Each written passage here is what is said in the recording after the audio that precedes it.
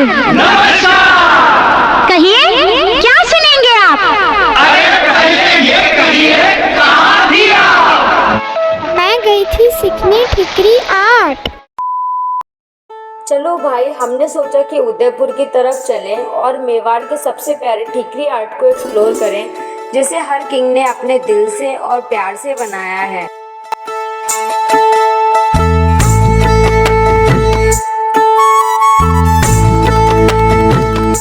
हमें पता चला कि एक लोकल दुकान है मोहिनी आर्ट उदयपुर के सेंटर में, जहां हमें मिला एक आर्टिस्ट महेश कुमावत। इस आर्ट को बनाने के लिए सबसे पहले आर्टिस्ट ने एक पेपर पर लाइन ड्राइंग बनाई, फिर वो हाथ में लेके आया एक यूनिक टूल जिसे डायमंड कटर कहते हैं, जिसमें एक कच्चा हीरा है जो ग्लास को काटना बहुत आसान बनाता है। और फिर छोटे छोटे कांच के टुकड़े बनाए जो कि 1 mm से 1.5 mm थिकनेस के हैं। उन्हें डिजाइन के हिसाब से आर्ट पे चिपका दिया।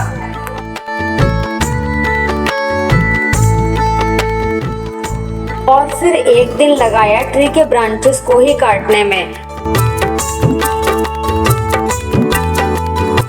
चलो चलते हैं अपने दूसरे दिन की तरफ। छोटे छोटे माइनर डिटेल्स में पत्ते काटने लग गए और ये काम बहुत ही क्रूशियल और डेंजरस था क्योंकि कांच बहुत ही तेज था। और फिर फिनिशिंग के लिए मिरर सीजर का यूज़ किया। पूरे कवर वाले गॉगल्स पहने हैं आर्टिस्ट ने सेफ्टी के लिए। अब आया हमारा तीसरा दिन, जहाँ पे हमारी फाइनल ड्राइंग तैयार हुई और सारे छोटे छोटे मिरर्स अपनी जगह पर थे। तो फिर आर्टिस्ट ने एक वुडन बेस लिया, उसे साफ किया पानी से और मार्बल पाउडर का पेस्ट बनाया। पेस्ट बनाने के लिए आर्टिस्ट ने लिया 200 ग्राम फेविकॉल, 200 ग्राम वाटर और उसे मिलाया 600 ग्राम मार्बल पाउडर के पेस्ट से।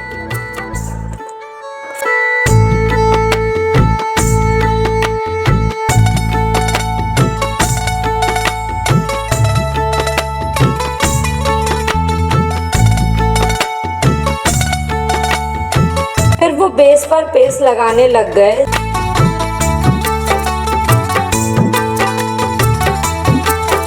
धीरे धीरे टैप टैप करके, ताकि एयर बबल्स को रिमूव कर दें। और ड्राइंग को बेस पर रखा जो मार्बल पाउडर पेस्ट से कवर किया था।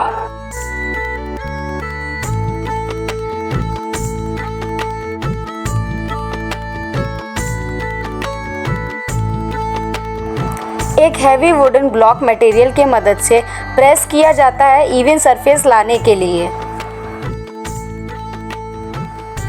फिर उसे 2 घंटे के लिए सुखाया गया और फिर उसे पानी से स्प्रे किया। ड्राइंग निकल गई फिर पेपर से। और फिर पूरा रात लगा ड्राइंग को सुखाने में। अगले दिन आर्टिस्ट ने निकाला एक्स्ट्रा पेस्ट मिरर से और साफ किया कॉटन क्लॉथ से और पानी से, और फिर दिया फाइनल टच। और ये था भाई कैसे तैयार हुई वो प्यारी सी ठिकरी आर्ट। अब सुनते हैं अपने आर्टिस्ट की कहानी। जय श्री राम। ये ठिकरी आर्ट वर्क है। ये वर्क मैं 2001 से कर रहा हूँ और 2010 से मैंने अपनी खुद का एक स्टोर चालू किया है उदयपुर के अंदर, जो उदयपुर सिटी पैलेस के पास में चांदपोल एक एरिया है, वहाँ पर मेरा शॉप है। और यह जो स्पेशल ग्लास है, ये वाला, ये पूरे एशिया में एक ही आदमी बनाता है। जब पुराने टाइम में 700 साल पहले राजा महाराजाओं के टाइम भी एक ही फैमिली बनाती थी और आज भी उसी के फैमिली के मेंबर इसको बनाते हैं। अदरवाइज इस ग्लास को कैसे बनाया जाता है ये कोई भी नहीं जानता। ठीक है, ये ग्लास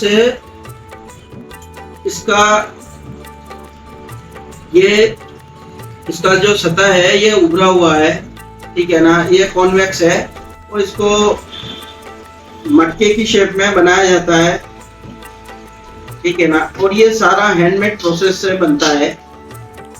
ठिकरी आर्ट एक ऐसा आर्ट फॉर्म है जो सिर्फ हैंडमेड है। ये काम को करने के लिए अपनी हाथों की कलाकारी चाहिए। हमें जो सिखा रहे थे महेश कुमावत जी, जो कि सिर्फ 36 ईयर्स के हैं, पर उनके पास 22 से 23 ईयर्स का एक्सपीरियंस है।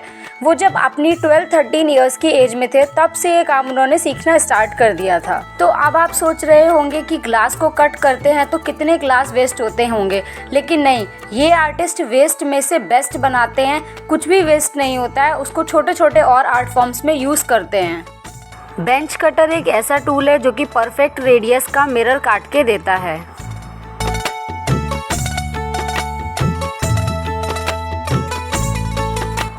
और फिर हमने तैयार करवाया अपनी यूनिवर्सिटी के लिए एक प्यारा सा ठीकरी आर्ट। और भी मटेरियल्स का यूज़ होता है, जैसे कि camel bone, mother of pearl. Camel bone को हैंड या बेंच ग्राइंडर से कट किया जाता है।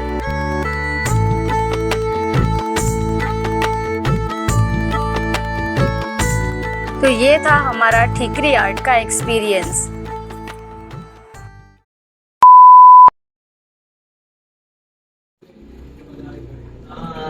ये जो तुमने बात बताई, अरे इधर क्यों बैठ रहा है? क्यों, क्या हुआ? तुझे पता है कितने की चेयर है? ये जितनी भी होगी बैठने देना। क्या जितने की भी होगी? 1 लाख रुपए की चेयर है। कल ही भैया ने बोला खड़ा हो यहाँ से, साफ कर। सारी उम्र मैं जो कर जब बड़े आ रहा तेरे